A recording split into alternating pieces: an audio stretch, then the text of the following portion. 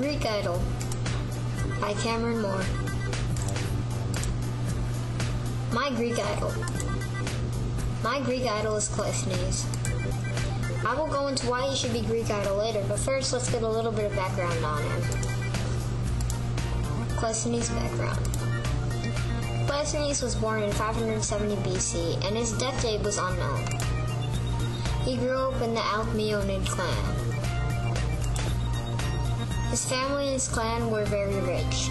Most of his family accomplished many great things, so he was expected to do the same.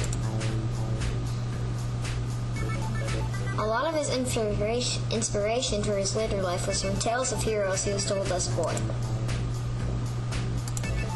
Cleisthenes was born into a time when noblemen and common people were very much separated. Nothing else is really known about Cleisthenes' childhood, though. What time period did he live in? Cleisthenes lived in the Archaic period, which lasted from 750 BC to 500 BC. There were very many advances in Greece during that time.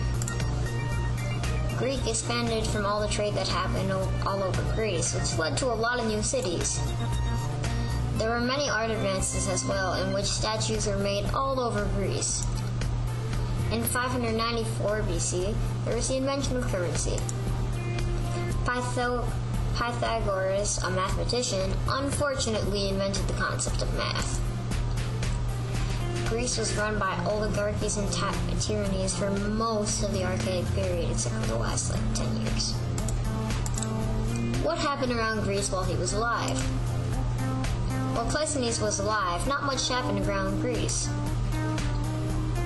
Pisistratus, a tyrant of Athens, died in 527 BC after a 19-year reign. Hippias then took over after him.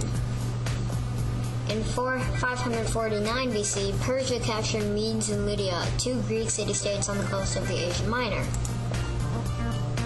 In 546 BC, Sparta then formed the Peloponnesian League, which Athens would later join. Not much else really happened around Greece at the time, though. What challenges did Cleisthenes have to overcome? Cleisthenes had to overcome a lot of challenges in his life. Cleisthenes had to take over Athens, which meant he had to exile Hippias. After convincing Sparta to help him exile Hippias from Greece, they went into Hippias' castle, found him, and banished him. This was very hard for Cleisthenes to do, and it was a very big challenge in his life. After defeating Hippias, Isagoras got started to kick out Cleisthenes, for he felt that Cleisthenes was going to take his power by inventing democracy. Cleisthenes was sent into exile for 2 years until the citizens of Athens attacked Isagoras and kicked him out. He let Cleisthenes back into Athens. His exile was a big challenge in his life. Another big challenge was that Cleisthenes grew up to think he was in a position of power above common people until he invented democracy, which made him equal to all the people in all of Greece. That was a big change in his life. What would life be like without Cleisthenes? Without Cleisthenes, there would be no democracy. That would make a lot of things different. Without democracy, there might not be any Greece.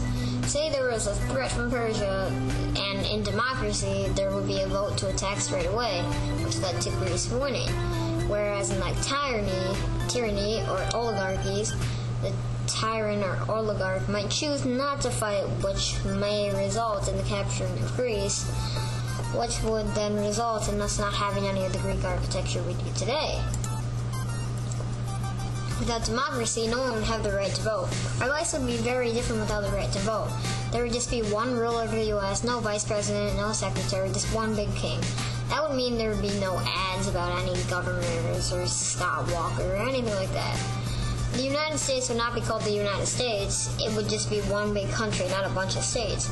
They'd have a normal country name like Greece or China or something like that. Without democracy, we would probably have riots all over. In Greece, there are a lot of riots for tyrants, oligarchs. That's why their democracy changed so much, because people weren't unhappy the way it was run. No one likes a man with a lot of power, so we would probably try to get rid of him or kill him or something. People would be trying to overthrow him all the time. Why should you vote for him? You should vote for Cleisthenes for a few reasons.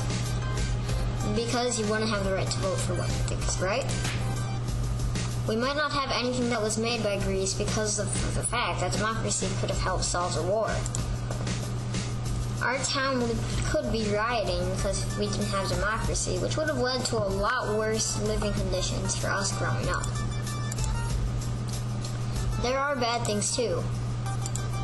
Right. From democracy, we do get some bad things, like the fact that people might want something irrational as a law, like, say you can't bring a cow into the city unless it's a Sunday afternoon, or something like that.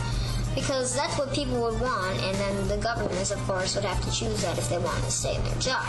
Although that is true, there are many good things that came out of democracy, so the good things sort of outweigh that one bad thing that could go wrong.